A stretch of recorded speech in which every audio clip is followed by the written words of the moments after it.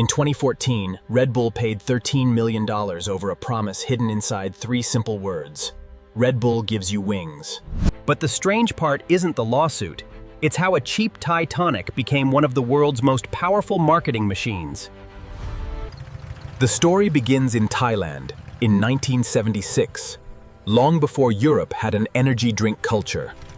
It was designed for people who couldn't afford to fall asleep: truck drivers, factory workers, farmers, and laborers. Its name was Krating Daeng, roughly translated as Red Bull, inspired by the powerful wild gaur. The drink was sweet, concentrated, and non-carbonated, containing caffeine, taurine, and B vitamins. Then, thousands of kilometers away, an Austrian marketing executive encountered the drink almost by accident. He was suffering from severe jet lag when someone handed him a small bottle of the Thai tonic.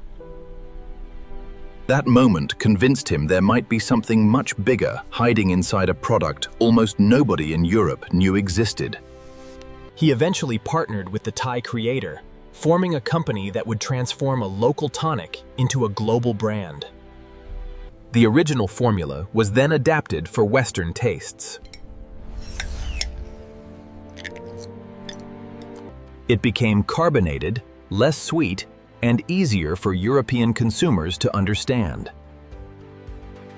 And the difficult Thai name was replaced with a simple translation and the world could remember: Red Bull. But when Red Bull entered Austria in 1987, there was a problem. Almost nobody was asking for it. The response was radical. Instead of waiting for a market to appear, Red Bull decided to create one. Its early marketing was unconventional, aggressive, and designed to make people believe the drink was already everywhere. But the company discovered something more powerful than conventional advertising: people who actually lived on the edge. Instead of simply buying advertising space, Red Bull increasingly became part of the spectacle itself. By the early 2000s, the company was spending enormous amounts of money to build something competitors couldn't easily copy. Then came Formula One, where Red Bull turned an entire racing team into a moving advertisement. The company acquired the struggling Jaguar racing operation for a symbolic £1. The idea was simple: don't advertise the team, turn the team itself into advertising. Then Red Bull went even further. It began producing the media around its own world. Sports created stories. Stories created attention. Attention strengthened the brand. And the brand funded more stories. At that point, the can was no longer the entire product. It was the entry ticket into a much larger identity. And then, in 2012, Red Bull attempted something advertising had never done before. A man would rise roughly 39 kilometers above Earth, then step out of a capsule near the edge of space. The capsule door opened, revealing nothing but darkness above, and the Earth thousands of meters below. Millions watched as the figure stepped into the atmosphere, turning a marketing campaign into a global live event. For Red Bull, the advertisement wasn't placed inside the story. The advertisement was the story. But behind all that spectacle was a much simpler promise: Red Bull gives you wings. Then someone asked a surprisingly literal question: what exactly does that promise mean? In 2014, Red Bull agreed to a $13 million settlement without admitting wrongdoing. For a company generating billions in revenue, the settlement was financially manageable. The irony was extraordinary. The company had already spent vastly more creating spectacular events that millions of people watched for free. And that reveals the real secret of Red Bull's strategy. Red Bull wasn't simply selling an energy drink. It was selling a story about energy. It connected the drink with movement, risk, ambition, speed, and the idea that ordinary limits could be pushed. Competitors could copy the can. They could copy the flavor. But copying the entire culture was much harder. That was the rule Red Bull changed. Advertising didn't have to interrupt entertainment. It could become entertainment. Eventually, the company began describing itself less like a beverage manufacturer and more like a media company. Its content could generate attention without behaving like a traditional advertisement.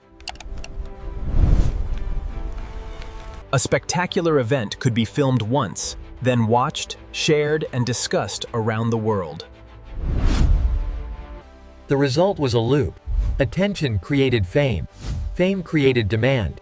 And demand financed more attention. But perhaps the most surprising part is that Red Bull didn't invent the original drink. Its roots go back to a working-class Thai tonic created years before the Western brand existed. One version remained a local working-class drink. The other became a global symbol of adrenaline. The partnership that began with a simple product eventually created one of the most recognizable brands on Earth. In 2022, the company's Austrian co-founder died, leaving behind an empire built around an unusual philosophy. And despite its Austrian identity, the Thai family behind the original drink retained a major controlling stake. So the brand many people associate with Austria has a story that begins much farther east. The real innovation wasn't necessarily inside the can. It was in the way the company made people think about the can. Other companies could manufacture similar drinks, but they couldn't instantly manufacture decades of cultural association. That distinction became one of the most important lessons in modern brand marketing. The company had moved from selling a product to building a culture around the product. And culture is harder to compare than price, ingredients, or packaging. But the strategy carried enormous risk because real events can fail, budgets can disappear, and attention cannot always be controlled. When it worked, however, the audience wasn't watching an advertisement. They were watching something they genuinely wanted to see.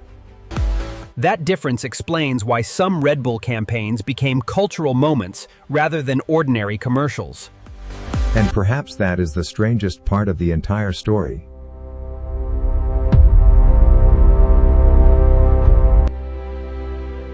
One of the world's most famous energy drinks began as somebody else's formula.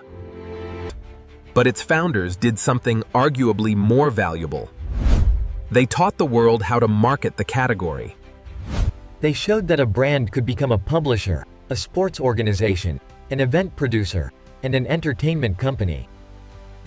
And somehow, through all of that, the original product remained remarkably simple. A small Thai tonic became a European experiment, then a global media phenomenon. The bigger lesson is not really about energy drinks. It's about attention. Most companies buy attention.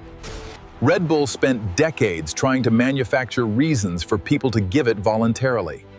Sometimes that meant a racing car, sometimes a mountain, and once it meant the edge of space. The wings were never real, but the feeling the brand created around them was. And that may be the greatest advertising trick Red Bull ever pulled. It didn't just convince people to buy a drink. It convinced them to buy the world surrounding it.